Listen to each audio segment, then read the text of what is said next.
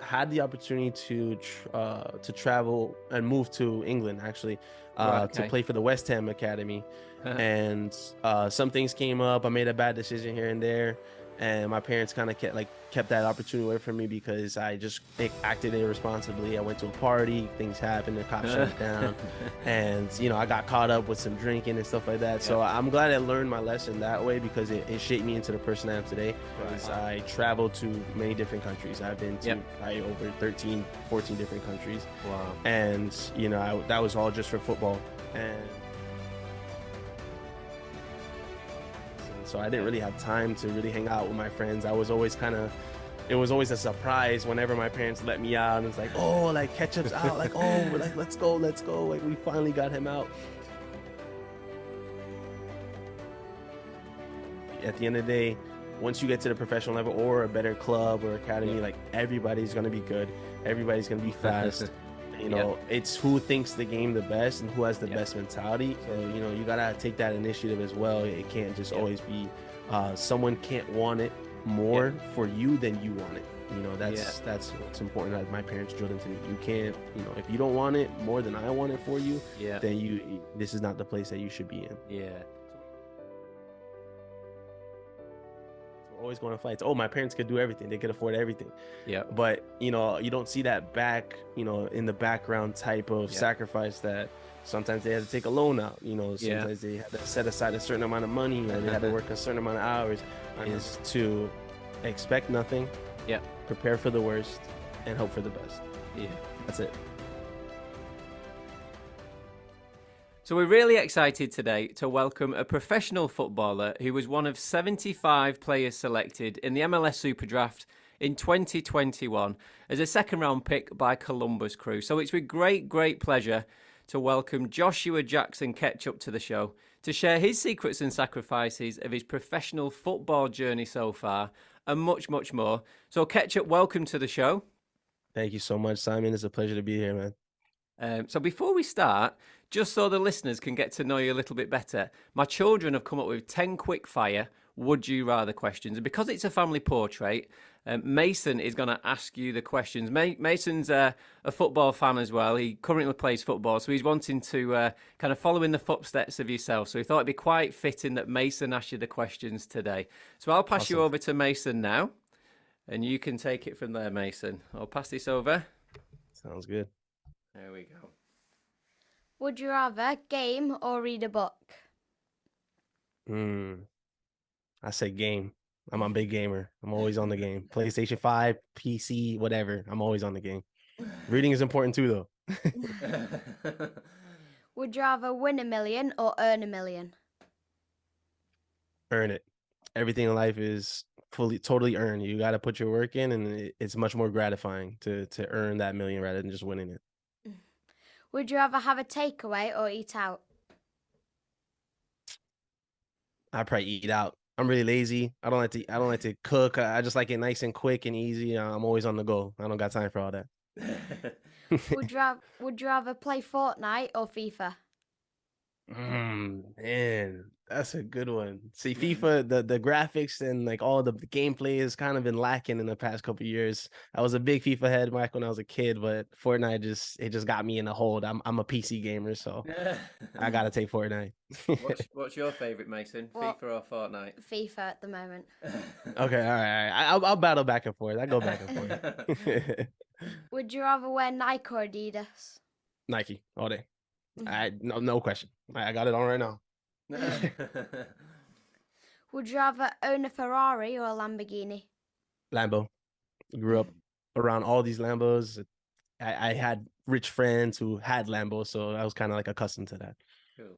Would you rather do cardio or lift weights? Cardio. I just don't like the whole lifting. You don't got to be the strongest player on the field. You just got to be the most technical. Most fit. That's what's more important to me. Cool. Would you rather listen to Drake or Kanye West? Drake, hands down. I'm not even going to hesitate with that one. Drake is my all-time favorite. I'm going to his concert this September, actually. Oh, cool. Yeah. Would you rather win the World Cup or the Champions League? World Cup, hands down. Doing it for your country is way bigger than doing it for your club. I feel, in my opinion. Would you rather playing with prime Messi or prime Ronaldo? Messi, the genius. I grew up with Ronaldo. Like he's an absolute tank, a beast in the field. His physical ability is incredible, but Messi's genius, his level of his mentality is unreal. He just makes everyone around him better. Brilliant. Oh, Mason, thank you very much for that. Are you going to say thank you to Ketchup? Thank you. And Thank you, we'll Mason. hand it back over to me and we'll carry on. So thank you for that, dude. Thank you. Absolute pleasure. So just for the listeners at home as well, Ketchup, I also read that you also write songs, make Hmm. music. You even got them out on Apple Music and Spotify. That is correct. And when my children were doing the research, when Mason was doing his research, he also found, was it your uncle used to manage Pitbull as well? Yeah, Is that true? yeah, 'Cause that I is thought that was actually, a yeah. fascinating and like kind of cool thing that he found. Because I always remember Pitbull for Give Me Everything, I think it was, with Hmm. Neo, Yep, Neo with and Neo. Yep, Afrojack, wasn't it? Afrojack. Yeah, And Naya, yeah. So I thought that's pretty cool that he found that. 'Cause yeah, again, when he was writing things down, he said like he'd noticed this about your uncle. So we had a yeah, quick look, and it had like over 1 billion views or something, and we were like, that is just bonkers. So I yeah. thought that This was guy, he quite was. nice. That Yeah, he was definitely in loop with the music scene. He was more in tune with managing before his blow up, so right? before Okay, Prime Pitbull. So yeah, he yeah, kind of like helped him get these little gigs here and there, and yeah, then yeah, once he yeah, got to like bigger heights, he kind of went his separate ways. But yeah. it was really cool knowing that my uncle definitely was like working with him. But no, but knowing that he was kind of part of his kind of journey at the Hmm, start of yeah, it, which sometimes is always exactly. the hardest, isn't it? Really. So I think to kind of have that, that's pretty awesome. That was Yeah, pretty yeah. cool that we kind of saw that. So yeah, that was good. Okay, so let's begin. So as you know, the podcast is to shine the light on the secrets and sacrifices all families go Hmm. through to allow their children to become elite level athletes. And that's something really close to our hearts at the moment with having 4 children currently on that journey. So the question that we've been asking everybody is if you could just take us back to your earliest childhood memories of when you was growing up at home and what family life was kind of like back then for you. Yeah, so I was born in Miami, Florida. Okay. My family background is Panamanian, so we're right there in Central America. Yeah. And I did a lot of moving around. I went from Miami to New York. I stayed in Panama for a little bit as well. But majority of my lifetime was spent here in Florida. Right. Okay. And I bounced from home to home between my mom and my Yep. uncle, my aunt, who I currently live with right now. Yep. And it was more of a family balance. It's Okay. we all had each other's back, and whenever something came out for my mom and she couldn't, like needed a babysitter or something like Yeah. that, my uncle and aunt were always there for me. And then it kind of turned into my uncle and aunt's house becoming like my primary place of living because Yep. they were able to provide me a little bit more opportunities, and Okay. they did a lot more research into like the schools, the Yep. clubs that I was playing for and things like that. So um dating all the way back to, I'd say, when I was around, I started playing soccer when I was, well, soccer, football. I don't like Yeah. to say soccer, but I live in America, so that's what the normal. I'm so used to saying soccer, but football. I was playing football around like 3 years old. I started at Right. 3, Okay. and the rest is history. The journey went on, and I ended up Yeah. playing for a whole 20 years, and I wouldn't want it any other way. So did when you was growing up in school, was your friends playing football as well, or was you one that kind of excelled and your friends did other like types of activities and you was the only Um, one that was the footballer? I grew up around footballers, but Okay. um it didn't come those friends didn't come around till around middle school. Okay. um when I first transferred to my first private school. So I Yeah. started out in public schools all the way up to 6th grade, Okay. and then 7th grade I went to a program who actually like created. I wouldn't say I was a creator, but my dad had brought the idea of making the school into a soccer school. Right. Okay. So it was, we would train in the morning. We would have Yeah. these 2-hour sessions right before class, and it would just be fully fundamentals, technique, Cool. scrimmages, Yeah. shooting, passing. It was just like an extra training. So I was Yeah. always Yeah. training twice a day because that was my school team, and then I Yeah. had club practice in the afternoon and the Right. evenings. Okay. So yeah, I would say I grew up around footballers for the most of my Right. life. Okay. And did you do any other sports at school as well, or was it always Um, just kind of football or? I was big into everything. So Right. my Okay. uncle, who I call my dad, Yeah. he basically raised me. He played football, so tossing the football or the American football. Yeah. Yeah. We tossed the football around in the front yard. We would go to the park, play basketball.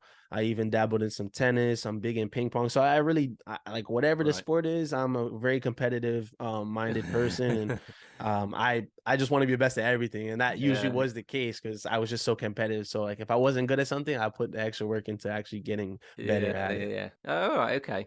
So how did it come about that you first got like kind of spotted, and what's the process like for footballers wanting to be a professional in America? Because I Mhm. know the way it's kind of done in the UK is kind of slightly different. So we'd have, say, a grassroots team that may play on a Saturday and Sunday. They may train a couple of times a week, and then they may get Mhm. signed up to a development centre, which is kind of linked to a professional club.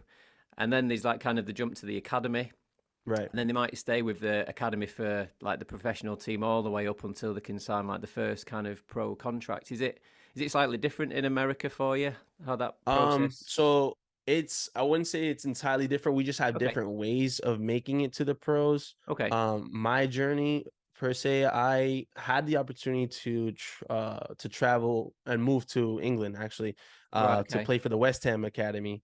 And some things came up. I made a bad decision here and there, and my parents kind of kept that opportunity away from me because I just acted irresponsibly. I went to a party, things happened, the cop shut it down, and I got caught up with some drinking and stuff like that. Yeah. So I'm glad I learned my lesson that way because it shaped me into the person I am today. Right. Okay. um and who knows what would have happened if I were to move to West Ham. Yep. God forbid anything bad happened, career Yeah. ending, injury, whatever.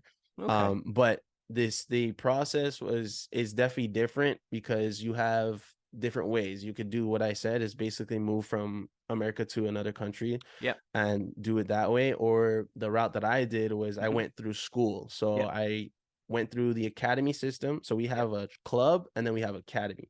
So Okay. the academy is like what builds up players to go to either college or to go to overseas teams, things like that. Yep. And so these academies will draw in college teams and Yep. professional teams. Cool. And so when you have these teams, they come, then you kind of get looked at. They see your talent, and then they Yep. just reach out to you. You start Yep. talking and moving from there. So is that like Mount Verde that I read about that you Mhm. attended?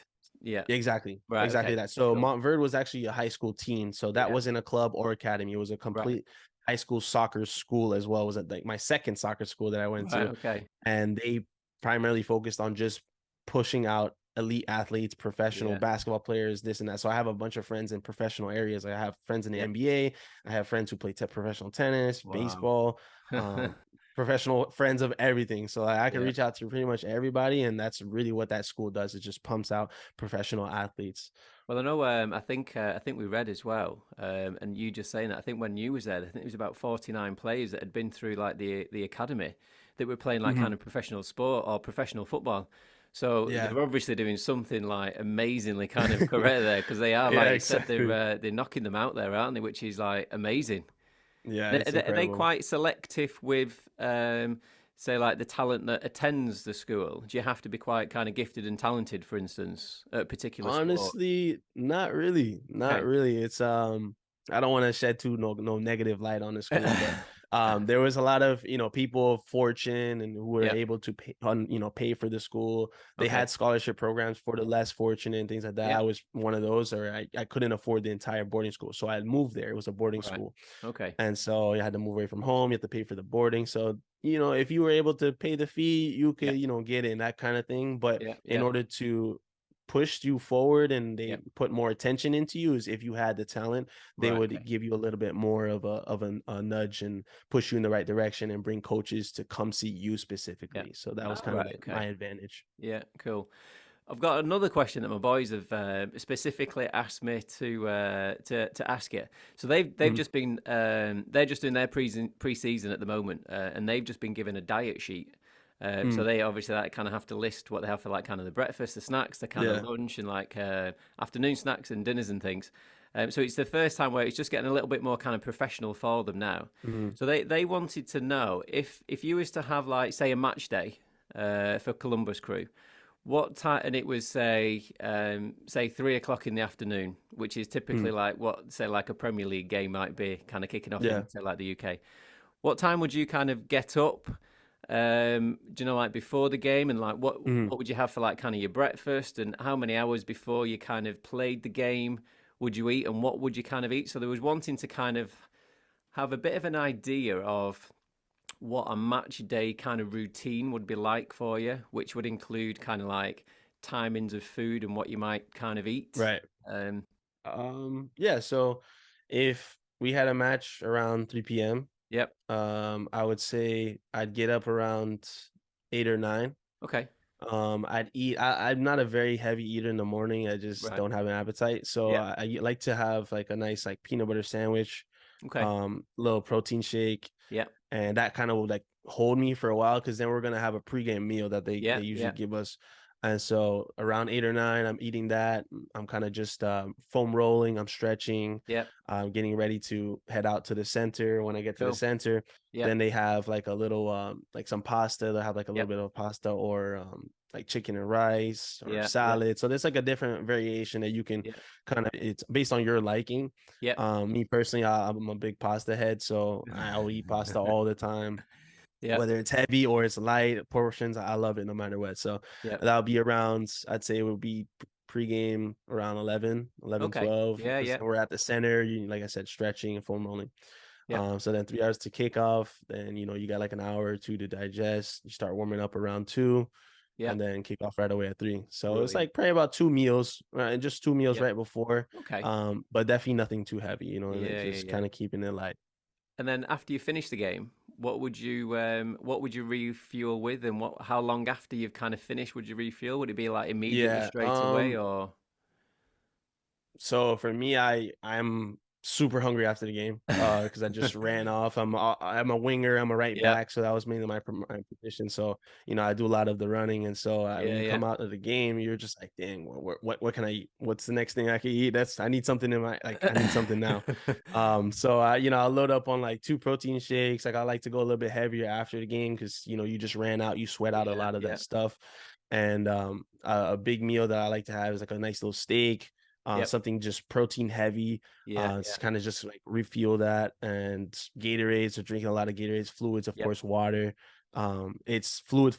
That's probably the most important thing I would say is a lot of fluids and like a Okay. hearty meal, and then some protein shakes mixed in as well. All right. Okay. Cool. Yeah. Um, so my next question would be, would you say you had a normal childhood growing up, aspiring to be a professional footballer? Because I mean, like we've had a number of footballers on now. So we had Mm, Reece Brown on, who used to play for okay. Manchester United. He's Wes Brown's brother. We've had Luke Joyce, who made over 600 Football League appearances Nice. for various clubs. We had Manny Onarise on, who used to play for like West Ham. So Okay. we've had a few different footballers on, Yeah. and Yeah. they've all kind of highlighted and kind of mentioned similar stories with regards to once they've finished training, the friends maybe like kind of knocking on the door when they were younger, wanting for them to like kind of play out. However, like you just mentioned, you might be like kind of refueling, or you might be eating, or you Hmm. might need to like kind of rest. Um, would you say you had like kind of a normal childhood, kind of growing up, I or would I'll you? definitely I'll let you know I did not. It was not a normal one, and I didn't understand it back then, but I understand it now Right. because Okay. of the sacrifice that it Yeah. took. Um, I say that is because I traveled to many different countries. I've been Yep. to probably over 13, 14 different countries, Wow. and that was all just for football. And like you said, your friends are coming knocking on the door. They want to go to the mall. They want to go to the movies. They want to talk to girls. They want to do this and that. And like my parents just weren't having it, so they Right. were Okay. always like, you need to stay focused on school, make sure your Yep. grades are good, and you're playing good, in football. And that was the primary focus. And so I didn't Yep. really have time to really hang out with my friends. I was always kind of it was always a surprise whenever my parents let me out and it's like, oh, like Ketchup's out, like, oh, like let's go, like we finally got him out. Yep. But that was on rare occasions. It was not like an every weekend thing. Like I was always like I wouldn't say outcast because I usually was the better player on my team or Yep. probably the best on my team. So it kind of outweighed the absence of hanging Yeah. out and going to Okay. friends' houses. I didn't really do sleepovers as a kid. Yeah. Yeah. Playing video games on my own was kind of my thing, and playing video Yeah. games with friends online, but Yeah. not Yeah. going anywhere. Like I never really Yeah. went anywhere. So I Yeah. definitely say it was not normal. Not normal. Yeah. And I think that was one of the reasons why we wanted to kind of start the podcast, because we did want to kind of Mm, shine a light on like the secrets and sacrifices all the professionals that kind of go through to kind of make it to the top. And one yeah. of our recent guests on Lee Grantham he said it's not all about the podium finish. It's not that Instagrammable kind of picture that you Mm-hmm. kind of see. When he's won various like kind of records, you see that moment of him being on the podium with his medal for Yeah. matter of like kind of seconds. But he said it's all the kind of the weeks, the months, and the years hard work that are kind of building up to it that people should Absolutely. kind of see and see. Um, so we wanted to kind of do that to not shine a negative light on it, Mm-hmm. however, more from a personal kind of perspective to kind of highlight to the children that this is like kind of a normal thing. If you're wanting to be like, my two boys want to be footballers, my eldest wants Mm-hmm. to be a tennis player, and they don't understand when we're saying to them, well, you need to get an early night because we're up at such a time because you've got a game at such a time, or we're going Yeah. to be traveling early to like kind of a tennis tournament, so you need to go to bed early. And like Mm-hmm. our eldest, his friends are like wanting her to kind of like go out or Oh, go to the yeah. pictures or something. So it's Yeah. taken them a while to, I think at first when we was explaining it to them, because it was like kind of mum and dad, they didn't want to like kind of believe us. And it's Mm-hmm. only since we started doing these podcasts, and I think we've probably done about 15 or 16 now, when they've like kind of watched the interviews back and we'll kind of ask Yeah. that question. It's like, yeah, mum and dad they were kind No, of right. right. However, they didn't Yeah. really want to kind of listen to us. Of Whereas, course not. like Yeah. coming from yourself,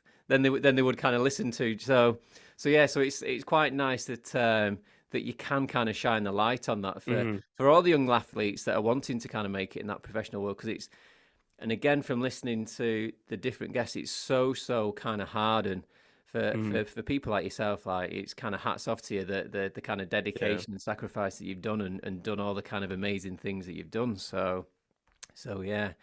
No, you Um, have to love it. You have to yeah. love it. So from, as we mentioned before, from attending like the national powerhouse of like kind of Mount Verde Academy, where Mm-hmm. I think in your senior year you was named MVP, and you were selected to the All American watch list, Yep. and then obviously you was drafted for Columbus Crew, and then obviously we had kind of the setback with COVID around the world, Mm-hmm. which Yeah. kind of put a stop to a lot of things, and then played in the same team as Bradley Wright Phillips, and Bradley Wright Phillips was well, he started his career at Manchester City. It was so Yeah. Yeah. again quite kind of amazing kind of people that you've kind of come across on your journey. For sure. How do you personally cope with the peaks and troughs of your kind of professional kind of journey? Because Mason, who you've just seen probably a Mm. couple of months ago, he's had his first kind of real big kind of setback. He got released from an academy, it was. Mm. So he got released from, he was on trial at Blackburn, and then Okay.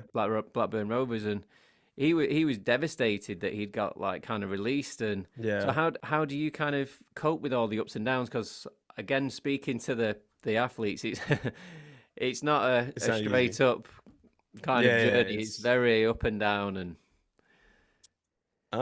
Personally for me, I'd say it's just life keeps going. yeah, That's kind yeah, of how I see it. okay, It's not the end of the world. It doesn't one moment doesn't define all your other moments prior, yeah, and it doesn't define your moments in the future. It's just the current, and yeah, that's kind of how I looked at it. And I definitely went through ups and downs as well, injury setbacks, or yeah, like I think you said, team releases you. yeah, There's always going to be another place or another person that sees value in you, and yeah, there's it's so many more opportunities out there that you shouldn't be set on one path, because there's yeah, just too many opportunities, too many doors to open. And just keeping a positive mindset, that is the yeah, most important to becoming an elite athlete, to become a yeah, professional. You have to have, it's all mental, like it's all mentality. yeah, It's yeah, at the end of the day, once you get to the professional level or a better club or yeah. academy, like everybody's going to be good, everybody's going to be fast. Yeah, It's who thinks the game the best and who has the yeah, best mentality and then can stay consistent the longest. That's yeah. what's going to set you above and apart from everybody else. And that's kind of what Okay. something that you want to focus on primarily, is that take these losses or these unfortunate moments and kind of build your character around it. Like, how do you react? How do you, when you fall back down, how do you get back up? Yeah. That's what's got to be more important. Don't think that, just because you got released that you're talent, you're not talent. You don't Yeah. have no talent. You're not good enough. Like, Yeah. go to the field, work on yourself 1-on-1. I was days where I would just be like, Dad, take me to the field. I want to work on shooting today. I want to Yeah. just juggle. I want to juggle the whole day. I don't want to do nothing Yeah. else. I want to just do dribbling. Give me the cones. So, you got to take that initiative as well. It can't just Yeah. always be someone can't want it Yeah. more for you than you want it. Yeah. That's what's important that my parents drilled into me. You can't, if you don't want it more than I want it for you, Yeah. then this is not the place that you should be in. Yeah. So we had Danny Evans on. So he's a Mhm. professional basketballer. He Okay. played for like kind of Team GB, and he said exactly the same. He said like when he was growing up, he said he had so many influential people around him. He said, however, he was saying that there's only so many kind of opportunities and like kind of drills and sessions and advice and information that someone can kind of give you. It Hmm. gets to a point where it's down to the individual as well, like you've just said. Exactly. So, like you said, like the mentality is like kind of a massive part. And again, Hmm. from our experience, from not being in that world, the mental kind of side and how resilient the professional athletes are because of the number of knockbacks that they get is just incredible, really. Because I know when we was looking at some of the footballers who was coming on, I think when we first started, we had Reece Brown on, and I think he'd played for like about 13 different teams. Hmm. And you look at that and you think, oh, he's had like 13 different like kind of clubs, and it's like kind of like 13 different teams that may have kind of rejected him or not wanted to Yeah. offer him another contract. Hmm. However, looking at it the other way, he's so mentally strong and resilient and Yeah. motivated and dedicated to kind of keep on going and go again Yeah. and go again. And exactly what you said, the mental side is so Hmm. important, just to kind of keep The going key. and keep believing. Yeah, is key. Yeah. Yeah. Okay. So, would you say your parents and say adopted parents sacrificed to support you on your Mm. journey? Because I know, again, from speaking to other athletes, it does seem as if it's like a big kind of like family affair. So we Yeah. had Tom Smith, so he plays cricket for Gloucestershire. Okay. And basically, he said his dad would travel around with him in his cricket journey from April to say September, which was the cricket season. So he'd work Hmm. around that. So he could like take his son everywhere, which is a massive Yeah. sacrifice. No, that's We insane. had Anna Smith, who used to play she used to play tennis. She represented, or she played in the Fed Cup 5 times it was. And she would say like, her mum would finish at lunchtime, or she'd go on like Hmm. kind of a lunch break. And when she was on a lunch break, she'd be taking Anna around to like kind of a tennis kind of like training or like kind of doing a match just after school. Yeah. So she'd kind of sacrifice like kind of a lunch break. And there's been other stories where we've had um, Max Barbera. I mean, like he'd never had like kind of a family holiday because he was always away, Hmm. kind of like competing and things. So Yeah. would you say like your parents and kind of adopted parents like your Mm. aunt and uncle, they sacrificed for you as well? 100%.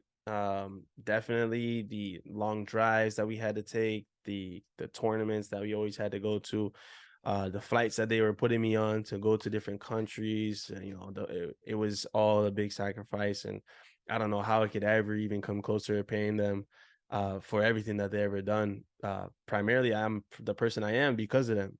Okay. Like with me still living with them and things like that. I'm moving out hopefully soon. They still have that strong influence on Yep. just like my whole mentality, my whole outlook on life. But for the most part, throughout the football journey, it took a lot of sacrifices for us Yep. just having scraping up the funds. Sometimes we just Yeah. didn't have it, but Yeah. as a kid, you don't look at it that way. You think, oh, we're always going to the football field, or oh, we're Yeah. always going to tournaments, we're always going to fights. Oh, my parents could do everything; they could afford everything. Yeah. But you don't see that back, in the background type of Yeah. sacrifice that sometimes they had to take a loan out. Yeah. Sometimes they had to set aside a certain amount of money, or they had to work a certain amount of hours. I remember my dad, he during what was it when during COVID he had to do Uber Eats, Okay. and kind of just scrape up just a couple of dollars here and there, but not like it was like all we had, but Yeah. it was something that was an extra bit of income Yeah. that it Yeah. was easy work, but that was part of the sacrifice where you Yeah. had to still work in a way. Yeah. And all these little things, they build up, and their mentality kind of was tailored toward my dream, to Yeah. helping me Yeah. make my dream become a reality. And once it came to fruition, once I actually became a professional athlete and things like that, I was like, wow, like then you become, you're a man now, I'm a Yeah. man now, and you're like, man, like I can't believe y'all were able to afford all these things. Like I'm struggling to afford this thing or this Oh, thing, bless you. it's just like, wow, I don't know how you guys did it. I can only imagine. And I have a little one of my own. She just turned Right. 1 Okay. this past July. And so, now it's like I'm kind of putting aside my dreams a little bit because Yeah. like I want her to become even better than me. I want to Yeah. be able to afford everything. I don't want to struggle in order to, put her in these programs, put her in these academies. I Yeah. want her to be able to experience everything that I was able to experience because my parents were able to do it with a lot less. And I Yeah. have a Yeah. lot of opportunity where I can provide a lot more Yeah. because I'm in a far better position than my parents were at my age. You know what I'm Yeah. saying? So, and that's what parents want. You want your kid to be even better than you, and to accomplish even more and to carry on your legacy. And I think that's what's so important. It's so Yeah. important. So with that then, would you? So one of our guests that we had on, Lee Grantham, who I mentioned, he's an ultra marathon runner. He mentioned that to him it wasn't as much of a sacrifice, because it was something that he really wanted. Like kind of do. And Yeah. he said it just allowed him to spend more time with his dad, Mhm. more time with his kind of coaches. And he said later on in life, he kind of realized that sport was a perfect vehicle to kind of teach children about how to succeed in life. And Tom Mhm. Smith, the cricketer, alluded to that as well. With him, he just loved playing cricket, and like yourself, loved like kind of playing football. Would you say it is a sacrifice not going out with your friends and missing out on different like kind of things because you love the sport so much, or what would you say? Um, I kind of agree with that. It's not really a sacrifice if you Yeah, really love what you do, yeah, and like if you love what you do more than just your enjoyment with your friends and your real friends, I believe is always going to be there and yeah, understand, and I think the people that are kind of like I wouldn't say berate you, but they would be like, oh, like man, this guy never hang out, he's no fun. Like they don't really have your back, and yeah, that's kind of how I view it. It's like they don't really want you to succeed as bad as you want to succeed for yourself. And at the end yeah. of the day, it's about your individual performance, your individual mentality. And yeah, I agree with that. It's not really a sacrifice Okay, if that's what you really want. If that's what yeah, you want in life, go get it. You okay, only live one life, and yeah, it's can't waste it on trying to people please. It's yeah, yeah, people pleasing doesn't get you so far in life. You can yeah, only do it for so long. People do it for a job and like try to get a promotion, get a raise, yeah, things like that. But what you had to do to get to that moment is not always as a prideful moment, I would yeah. say. So I Okay, don't think it's a sacrifice at all. okay. So one of the last questions is then, would when you look back on your journey, your professional football journey, um, and you look at it both positively and negatively, kind of physically and Mhm. mentally, would you say that climbing the mountain was worth the view for you? Oh, 100%. It's something that I can hold my head high and, in high regards that I made it. Yeah. At the end of the day, I set out to do what I always dreamed of for, since I was 3, since I was a Hmm. toddler. And that Yep. was something that I always knew that I wanted. I'm gonna get it. Yep. And to say that I can go into a club, I can start training with a team, or I can coach up these kids and like you know get that recommendation that this guy was a professional footballer, like Yeah. that is something that can never get taken away from me. Yeah. Yeah. Is a title I could hold to my grave, that I Yep. reached the absolute peak. Yep. And I don't do it as much now. I've kind of taken a different route, and I absolutely love the journey and love the height that I was at. Yep. That moment when we're getting drafted is something I can never ever forget. Yep. Just seeing my name getting called, the congratulations from everybody, the followers, the likes of the Yep. pictures, the comments, these things. So like all that stuff, it was amazing to have that, Yeah. like you were in the spotlight in a way, and like Yeah. Yeah. you were so highlighted and so, held so highly above Yeah.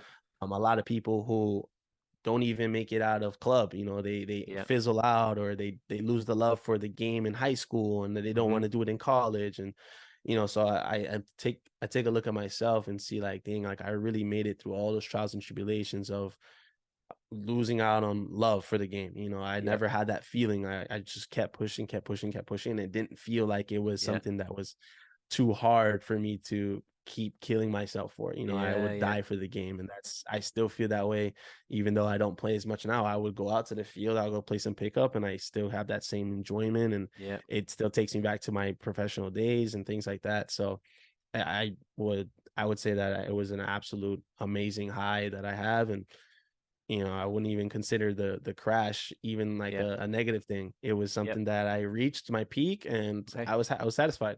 I was perfectly Okay. fine with it. Amazing. So as the show comes to an end, we have a tradition and we ask all our guests if they Mm, have any favourite quotes or philosophies that kind of help them on the journey to where they are today. And we had Gina Kennedy on not so long ago. So she's a professional squash player mm, for Great Britain. She's in the world's top 10, and she said she loved the Michael Jordan quote, which you've probably heard, where he mentions about he's missed over say like 9,000 shots over mm, his career, and he's lost over 300 games, and 26 times he's been trusted with say like the match winning like kind of shot, and mm-hmm. he says he's failed over and over and over again in his life. He said, however, that's what's allowed him to like kind of succeed. And obviously, it's just kind of highlighting it's okay to fail. There's nothing wrong with Yeah. kind of fail. Just kind of learn from your mistakes. And so, is there anything that you've kind of like used along your journey? Any kind of Yeah. quotes or One that I recently learned, and once I applied it to my whole life and my whole journey, I was like, wow, I was really living like that already, yeah, is to expect nothing, yeah, prepare for the worst, and hope for the best. yeah, That's it. cool, It's pretty much what you give into the world, yeah, and then what the world gives you back is only going to be how much you put into it. yeah, It's like, don't expect anything, be aware for anything, any trials and tribulations, just be ready, prepared. yeah, And when you hope for the best, things come to fruition. yeah. You got to manifest as well. Yeah, love that one. Okay, so as the show comes to an end, what's next on your journey? Have you got any kind of future plans or projects that you're involved with that you might be able to Yeah. share with us today that we can look out for? Yeah, definitely. So, two things. I just recently got my promotion at Yeah, Gucci. I work in the fashion industry. cool. So, I'm a client advisor. I do Yeah, sales, and that's something that I recently got a love for. I yeah, I promoted within a year. yeah, Of being in the company, it's kind of something that it doesn't happen often. So, I take yeah, pride in that as well. Because I really put the extra work in. yeah, Other people have been there for years looking for promotion, but it was more than just wanting it. You had to yeah, show that you want to be there, that you want to be in a higher position, to making yeah, more money, things like that.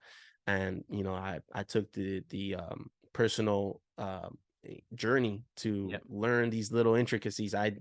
Football was my life. yeah, I didn't have a real first job. I wouldn't even like, I don't like to say football's not a real job, but yeah. a job like a 9 to 5, you sit in Mm-hmm. office kind of thing. I never had that. Like growing up, I never worked. My parents were able to help me with everything, going to, games. They wanted me to focus on just being a kid, playing football, and Yeah, just, living life. So, growing up, I didn't have to worry about working. And now I come out of football and it's like, all right, what's next? I want to figure out what else I'm good at. yeah, And this was my first real job right. that I've actually had. And I've just taken it full, head of steam, and just taking it Yeah, forward. And I've applied everything I've learned over football, and it's helped me become even more successful off the field, because I've yeah, had that same mentality of, I want to be the best. I want to yeah, win the day. I want to beat this person, or I yeah, want to, kind of applying that type of competitive nature to it. yeah. And the second thing, my father and I were working on a company. It's a virtual and augmented reality company, Cool. as far as technology, Yeah, and kind of getting into that scene, because that's starting to become more of yeah, a common theme. Like Apple just came out with a headset that's kind yeah. of bringing virtual reality, augmented reality to life. So we're looking to definitely dabble into that. We have some great ideas coming up, some patents we're waiting on. So definitely being on the lookout for that. So Can I just say you've had some of the coolest kind of jobs that we've for someone who's been on the show from being a professional footballer to like kind of making and releasing music and to like kind of working for yeah. Gucci and working in like kind of augmented reality and like new kind of technology. So yeah, there's some pretty kind of cool things that you're kind Yeah, of most working on definitely. there, which is really like really nice and really special. Definitely. And again, like kind of touching on what you said there, it's like what Lee Grantham said. There's so many transferable skills that you can kind of use from like your professional kind of career, and Yeah. you may be like kind of technically kind of brilliant with regards to kind of football. However, there's so many other things like kind of the dedication, the motivation, the resilience, like kind of that mentality and like kind of hard work ethic, Hmm. like you mentioned when working at kind of Gucci there. Yeah. So there is so many kind of transferable skills that you can kind of learn throughout, Most and definitely. it's no wonder that you see so many kind of professional athletes excelling once they've kind of retired, when they go into Hmm. business or set up other kind of companies, because it's just that mindset all over Yeah. again. You never Um, lose it. Never lose yeah, it. no, definitely. Um, so, Ketchup, thank you so much for being a guest on It Elite was Children, absolutely my a pleasure. family portrait. Uh, I'm sure the listeners at home can definitely see they're not alone on raising elite level children. For And sure. over the first season of the show, we've been so lucky to have so many amazing professional athletes like yourself demonstrating such resilient, motivated, and dedicated stories. So thank you so much for adding to that today. No, thank Um, you so much for having me, Simon.